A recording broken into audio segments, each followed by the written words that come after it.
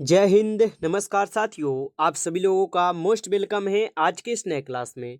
साथियों, आज के इस क्लास में हम सभी लोग पढ़ने वाले हैं रेलवे ग्रुप डी के एग्जाम के लिए most important previous year question को, जो कि आपके रेलवे ग्रुप डी और आरआरबी ग्रुप डी के एग्जाम के लिए बेहद ही महत्वपूर्ण रहेंगे।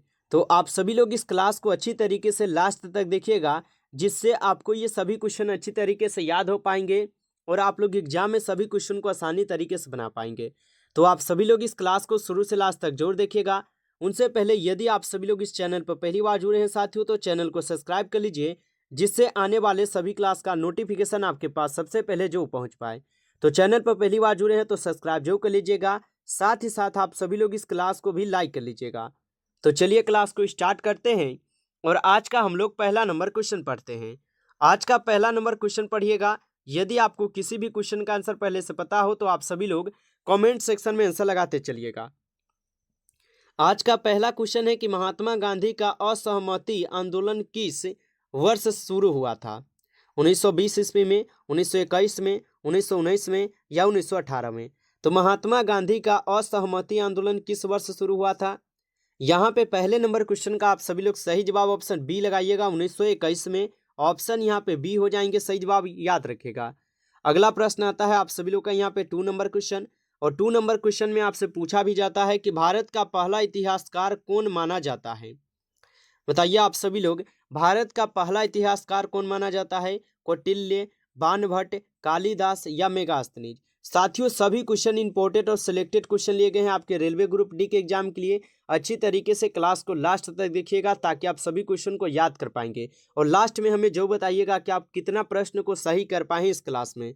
तो भारत का पहला इतिहासकार कौन माना जाता है? यहाँ पे 2 नंबर क्वेश्चन का सही जवाब बी हो जाएंगे, बाणभट्ट को। ऑप्शन बी हो जाएंगे सही जवाब, याद रखिएगा।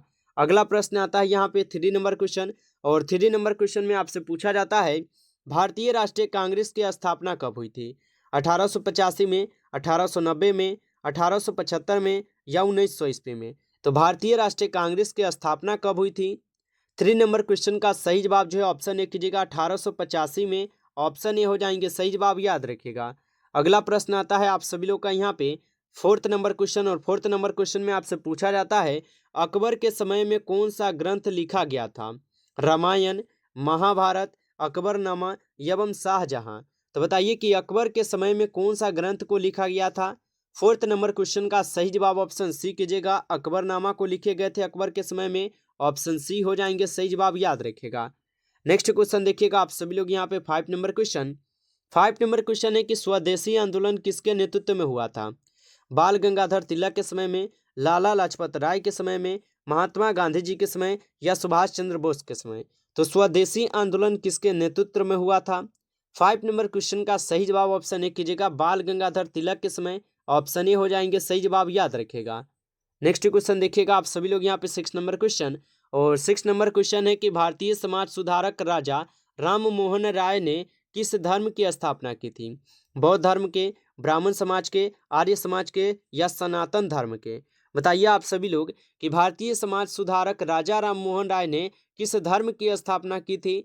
तो 16 क्वेश्चन का यहाँ पे सही जवाब जो है आप सभी लोग 6 नंबर क्वेश्चन का सही जवाब बी कीजिएगा, ब्राह्मण समाज की। ऑप्शन यहाँ पे बी सही जवाब है, याद रखिएगा। नेक्स्ट क्वेश्चन देखिएगा यहाँ पे 7th क्वेश्चन, और 7th नंबर क्वेश्चन में आपसे क्या पूछा जाता है इसका आंसर लगाइएगा आप सभी लोग। 7th क्वेश्चन है कि जंगे आज़ादी 1857 के दौरान भारत के पहले स्वतंत्रता संग्राम की शुरुआत कहाँ पर हुई थी? दिल्ली में, मेरठ में, कानपुर में या लखनऊ में? हो जाएंगे। लगाइए आप सभी लोग कि जंगे आज़ादी 1857 के दौरान भारत के पहले स्वतंत्रता संग्राम की शुरुआत कहाँ पर हुई थी? तो याद रखिएगा यह सबसे पहले आपके मेरठ में लड़े गए थे। ऑप्शन बी हो जाएंगे सही जवाब, याद रखिएगा।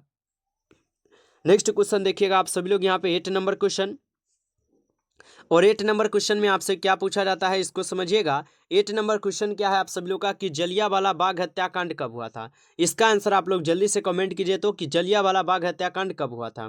1918, 1920, 1919 या 1922 में? तो जलियांवाला बाग आपको अच्छी तरीके से पता होगा कि 13 अप्रैल 1919 को जलियांवाला बाग हत्याकांड हुआ था। ऑप्शन सी यहाँ पे सभी लोग लगाए होंगे, बहुत अच्छा। चलिए नेक्स्ट क्वेश्चन हम सभी लोग यहाँ पे देखते हैं 9th नंबर क्वेश्चन, और 9th नंबर क्वेश्चन को पढ़िएगा और आंसर लगाइएगा आप सभी लोग। भारतीय राष्ट्रीय कांग्रेस के पहले अध्यक्ष कौन थे? लगाइए आप सभी लोग यहाँ पे 9th नंबर क्वेश्चन का आंसर कि भारतीय राष्ट्रीय कांग्रेस के पहले अध्यक्ष कौन थे। तो भारतीय राष्ट्रीय कांग्रेस के पहले अध्यक्ष माने जाते हैं सुरेंद्र नाथ बनर्जी को। ऑप्शन बी हो जाएंगे सही जवाब, आप सभी लोग याद रखिएगा। अगला प्रश्न देखिएगा आप सभी लोग यहाँ पे 10th नंबर क्वेश्चन, और 10th नंबर क्वेश्चन क्या है कि महात्मा गांधी का जन्म सत्याग्रह किस वर्ष हुआ था। बताइए कि क्या है महात्मा गांधी जी का जो नमक सत्याग्रह है यह किस वर्ष हुआ था। 1930 में, 1931 में, 1932 में या 1933 में। तो महात्मा गांधी जी का नमक सत्याग्रह कब हुआ था, याद रखिएगा इनका नमक सत्याग्रह 1930 में हुआ था। ऑप्शन ए हो जाएंगे सही जवाब यहाँ पे 10th नंबर क्वेश्चन का, याद रखिएगा। नेक्स्ट क्वेश्चन आता है यहाँ पे 11th क्वेश्चन, और 11th क्वेश्चन है आप सभी लोगों का कि महात्मा गांधी जी ने अपने पहली सत्याग्रह कहाँ शुरू किया था। चंपारण में, खेरा में, अहमदाबाद या साबरमती में। बताइए आप सभी लोग यहाँ पे 11th क्वेश्चन का आंसर क्या होगा कि महात्मा गांधी ने अपनी पहली सत्याग्रह कहाँ पे शुरू किए थे। तो महात्मा गांधी ने अपने पहली सत्याग्रह को 1917 में चंपारण में किए थे। ऑप्शन ए हो जाएंगे सही जवाब, याद रखिएगा। नेक्स्ट क्वेश्चन देखिएगा आप सभी लोग यहाँ पे, नेक्स्ट क्वेश्चन है यहाँ पे 12th नंबर क्वेश्चन, और 12th नंबर क्वेश्चन क्या है कि महात्मा गांधी के विचारों का प्रभाव किस भारतीय स्वतंत्रता संग्राम सेनानी पर पड़ा था। सुभाष चंद्र बोस पर, भगत सिंह पे, क्या है चंद्रशेखर आजाद या लाला लाजपत राय पर पड़ गए। बताइए कि महात्मा गांधी जी के विचारों का प्रभाव किस भारतीय स्वतंत्रता संग्राम सेनानी पर जो है पड़ा हुआ था। तो यहाँ पे 12th क्वेश्चन का आप सभी लोग सही जवाब ऑप्शन बी कीजिएगा, भगत सिंह पे। ऑप्शन बी हो जाएंगे सही जवाब, याद रखेगा। नेक्स्ट क्वेश्चन देखिए आप सभी लोग यहाँ पे 13 क्वेश्चन, और 13 क्वेश्चन क्या है कि हरिजन शब्द का प्रयोग किसने किया था। बताइए तो हरिजन शब्द का प्रयोग किसने किया था। डॉक्टर भीमराव अम्बेडकर, महात्मा गांधी, पंडित जवाहरलाल नेहरू या सुभाष चंद्र बोस हो जाएंगे। तो हरिजन शब्द का प्रयोग किसने किया था। 13 क्वेश्चन का सही जवाब बी हो जाएंगे, महात्मा गांधी जी के द्वारा किए गए। ऑप्शन बी हो जाएंगे सही जवाब। साथियों क्लास में आगे बढ़े, अभी तक आप सभी लोग इस क्लास को लाइक नहीं किए हैं तो साथियों इस क्लास को आप सभी लोग लाइक जरूर कर लीजिएगा, और चैनल पर पहली बार जुड़े होंगे तो सब्सक्राइब भी करके जुड़ जाइए, क्योंकि यहाँ पर आप सभी लोगों को रेलवे ग्रुप डी के एग्जाम के लिए most important previous year question daily पढ़ने को मिलेंगे। तो चैनल पर पहली बार जुड़े हैं तो सब्सक्राइब करके आप जुड़ जाइएगा। चलिए नेक्स्ट क्वेश्चन देखते हैं हम सभी लोग यहाँ पे 14 क्वेश्चन, और 14 क्वेश्चन है साथियों, स्वराज पार्टी की स्थापना किसने की थी। बताइए बाल गंगाधर तिलक ने, चित्तरंजन दास ने, लाला लाजपत राय ने या गोपाल कृष्ण गोखले ने। तो स्वराज पार्टी की स्थापना किसने की थी। 14 क्वेश्चन का सही जवाब जो है ऑप्शन यहाँ पे आप सभी लोग का बी हो जाएंगे, चित्तरंजन दास। ऑप्शन यहाँ पे बी सही जवाब है, याद रखेगा। अगला प्रश्न आता है आप सभी लोग का यहाँ पे 15 क्वेश्चन, और 15 क्वेश्चन है कि भारतीय स्वतंत्रता संग्राम में लक्ष्मीबाई का योगदान किससे संबंधित है। 1857 के विद्रोह से, 1942 के आंदोलन से, स्वदेशी आंदोलन से या विभाजन आंदोलन से। तो भारतीय स्वतंत्रता संग्राम में लक्ष्मीबाई का योगदान किससे संबंधित हो जाएंगे। 15 क्वेश्चन का सही जवाब ऑप्शन हो जाएंगे 1857 के विद्रोह से। ऑप्शन ए यहाँ पे सही जवाब है, याद रखेगा। अगला प्रश्न आप सभी लोग यहाँ पे देखिएगा, यहाँ पे आता है आप सभी लोग का यहाँ पे 16 क्वेश्चन, और 16 क्वेश्चन क्या है इसको समझिए कि अकबर ने दीवानी और फौजदारी न्यायालय प्रणाली किसके तहत जो है लागू की थी। बताइए आप सभी लोग कि अकबर ने दीवानी और फौजदारी न्याय प्रणाली किसके द्वारा जो है ये लागू की गई थी। उत्तर भारत, बंगाल, राजस्थान या पूरे साम्राज्य के द्वारा। तो यहाँ पे हम लोग 16 क्वेश्चन का सही जवाब डी करेंगे, पूरे साम्राज्य के द्वारा। ऑप्शन यहाँ पे डी सही जवाब होगा, याद रखेगा।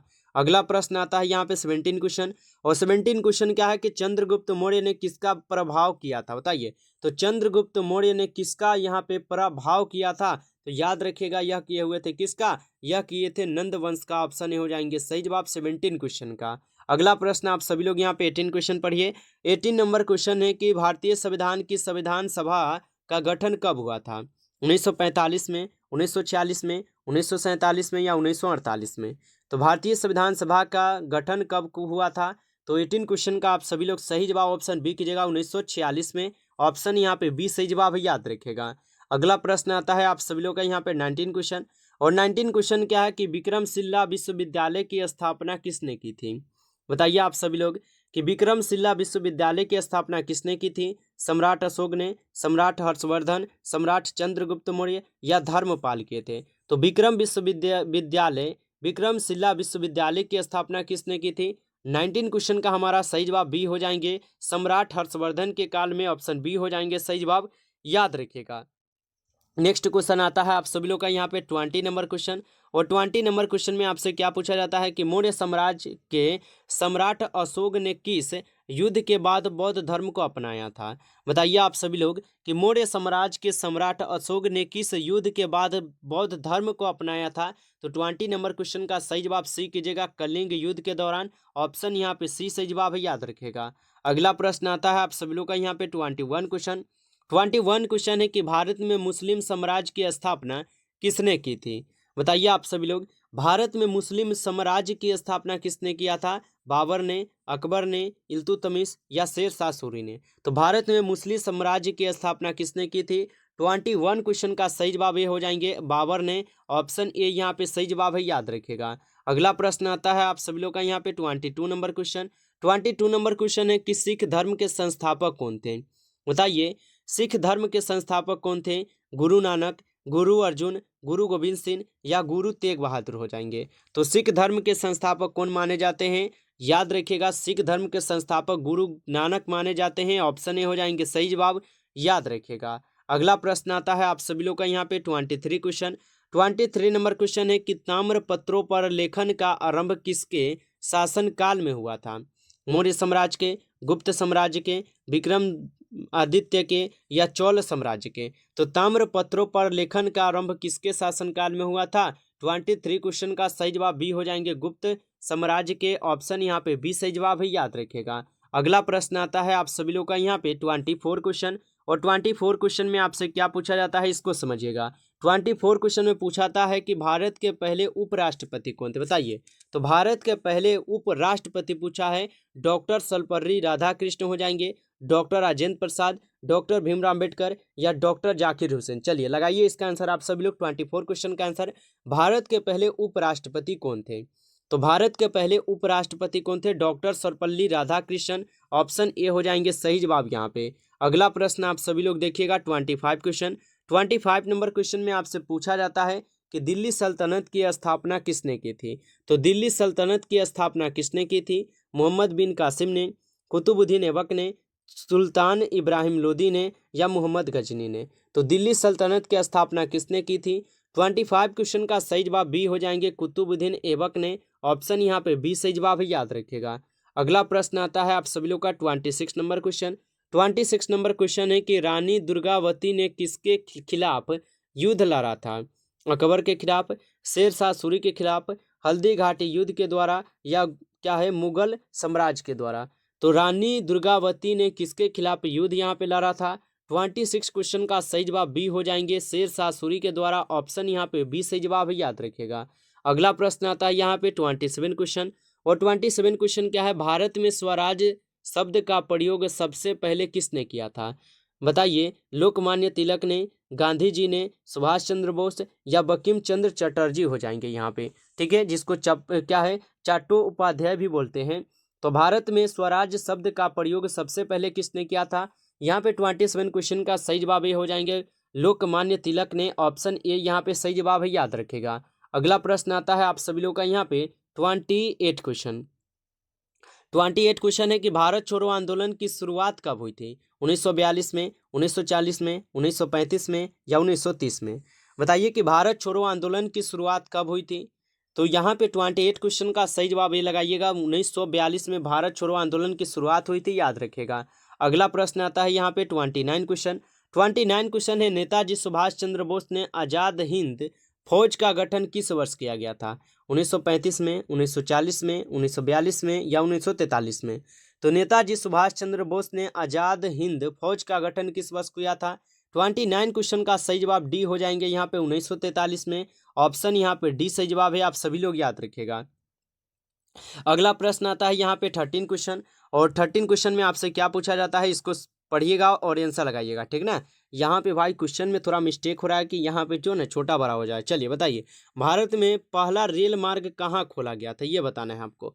तो आपको पता होगा कि भारत में पहला रेल मार्ग ये मुंबई से थाने के बीच में क्या है, तो यहाँ पे चलाई गई थी। तो हमारा ऑप्शन यही हो जाएगा, मुंबई से थाने के बीच में चलाई गई थी, इसे याद रखेगा, ठीक है। अगर आपको डिटेल्स में अगर लिखना हो तो कमेंट में आप लिखिएगा, ताकि आपको और भी रिवीजन हो जाएंगे, ठीक है। तो नमस्कार साथियों, आज की इस क्लास में हम लोग जो है कुल 30 क्वेश्चन को पढ़कर कंप्लीट किए हैं। और ये सभी क्वेश्चन मोस्ट इंपॉर्टेंट क्वेश्चन थे आपके रेलवे ग्रुप डी के एग्जाम के लिए। यदि आपको ये क्लास अच्छा लगा हो तो आप सभी लोग इस क्लास को लाइक जरूर कर लीजिएगा और चैनल पर पहली बार जुड़े हैं तो सब्सक्राइब भी करके जुड़ जाइए, जिससे आने वाले सभी क्लास का नोटिफिकेशन आपके पास सबसे पहले जो पहुंच पाए। तो चैनल पर पहली बार जुड़े हैं तो साथियों सब्सक्राइब करके जुड़ जाइए। तो चलिए फिर मिलते हैं नेक्स्ट क्लास में, तब तक के लिए जय हिंद जय भारत।